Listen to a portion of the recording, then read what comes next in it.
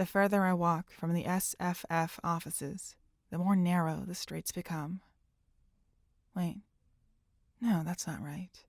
The streets remain just as wide, with 4 lanes for cars and raised concrete sidewalks for pedestrians. But there's still less space. The further I walk from the SFF offices, the more people walk alongside me.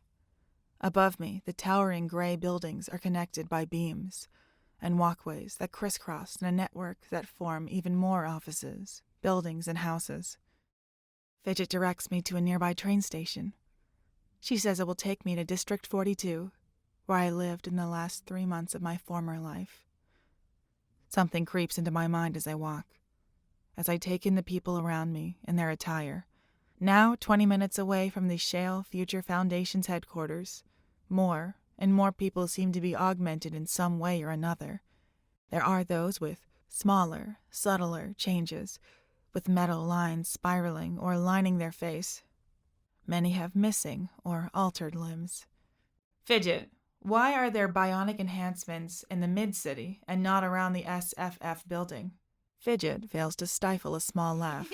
Actually, almost everyone in the SFF building had some form of bionic or cybernetic enchantment / replacement / implant. But in many circles of Harmony's corporate or upper classes social culture, it is considered uncouth or unsightly to show your enchantments publicly. If it could be covered up, then it is normally covered up. My mind peeks back into my memories, bringing up images of Madame Shale and Captain Lancer. I hold back from chastising myself over not noticing the way the fabric of Captain Lancer's pants fell over his meaty left leg versus his now obvious mechanical right leg. Madame Shale. No, I can't pin down what her enhancements might be. Whilst I consider my co-workers' potential enhancements, the line for the train tickets moves ever forward, until I'm at the front, walking to the ticket booth. A woman with half her face missing charges me for my ticket. I'd like to think of myself as quite perceptive, but I need another moment to take in her appearance. Everything from her jaw to her cheekbones is gone, and instead, a holographic replica of those missing parts flicker in their place. After a moment, a logo for a funeral service slides along her holographic jawline. I turn and walk down the steps, leaning my cane as I do. And when I do speak, it's quietly. Fidget, what was up with the ad on her face? Oh, yes, Fidget begins. A few years ago, the price of bionic replacement implants and enchantments absolutely skyrocketed. And as the need for them increased in the lower classes of the city, a few businessmen worked out a solution. A person looking for a bionic or cybernetic implant could receive one at a lower price, but the device itself now has advertising on it. Also, these devices must always be connected to the HoloNet and to the Fidget AI. That's me! So that the new advertisement can be added and monitored. As I board the train, my eyes dance from person to person as I take in their implants and attire. No one's hiding their physical changes here. Instead, the people on the train are visibly adorned in all variations of gold, steel, chrome, or what I can only assume is pure rust. Fidget sang something, her cheerful voice chiming in my ear as she rattles off facts she's finding on the HoloNet. I think she's still worried about me. She definitely doesn't like me being out here. Aria, we should be getting back. You shouldn't be out in the street until your memories return. It can be scary. I say nothing, and soon enough she's returned to telling me facts about sunflowers. I learn that they're extinct, but not much else. An advert interrupts her narration. The HoloNet and the Fidget AI are two of humankind's greatest achievements, but we understand that these adverts can get annoying. We understand you.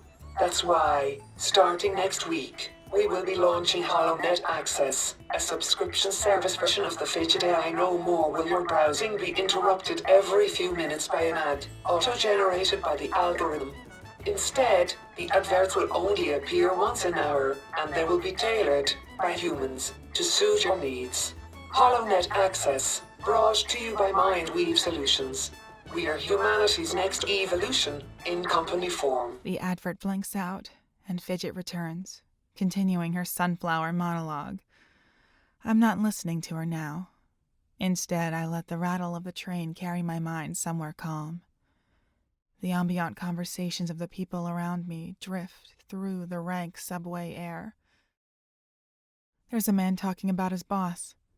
Apparently, he's been paying employee overtime with coupons to Benson's.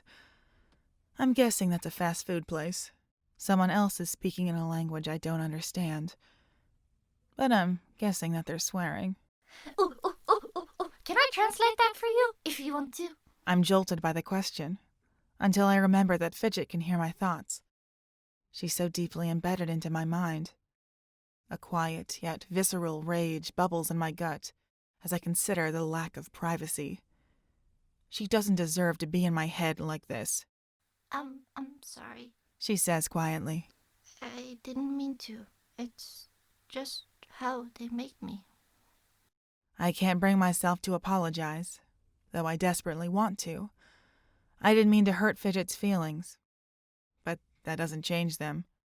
I can't have any kind of thought about her without her being aware of them. You could always remove me. Fidget says. There are many people, many thousands of people who don't like that I hear their thoughts. They don't trust me. That would make me sad if I could feel sadness.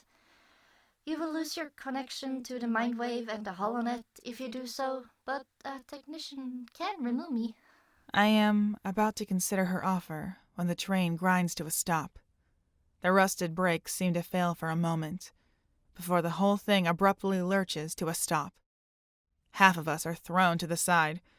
I almost fall to the floor, but I brace myself with my walking cane.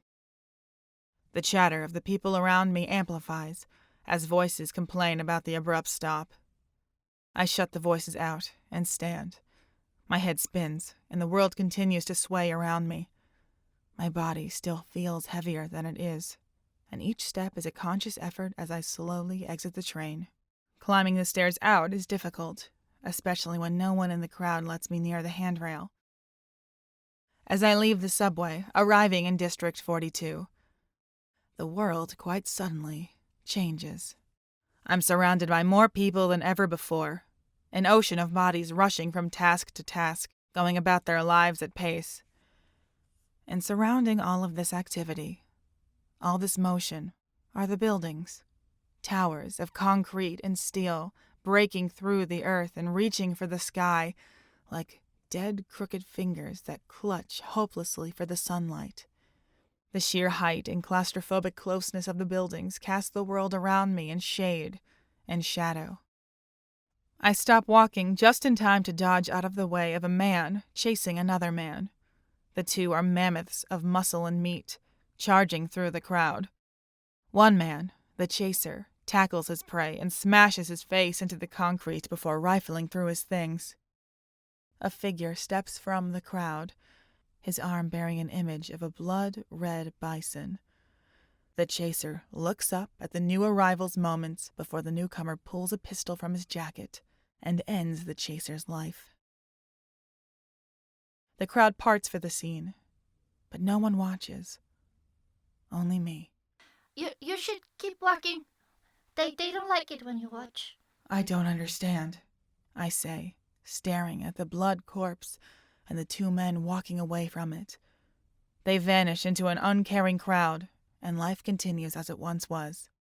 Those men with those bison's markings, they are a part of Sea Blockade, an all-market security force employed by District 42 and many other districts. They operate with impunity all across Harmony City. I can't quite parse this new information.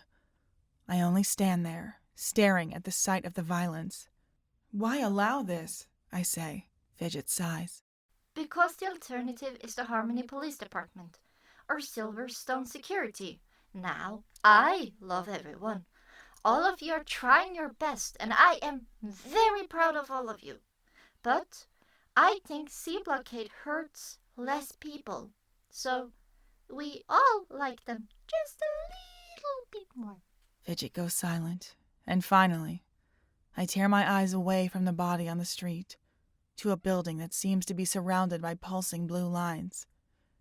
They seem unreal, pulsing and shimmering. Fidget, I say, what are those lights? Ooh, isn't that fun though? Fidget says excitedly. I have access to your gooey squishy wishy eyes and brain. And I make shapes and lights and stuff appear. So, to help you know which building is the one you're looking for, I made your vision cover it with lights and lines and stuff. You can mess with my sense? Yes. I sigh heavily. Please, stop it, I say. Oh, boo.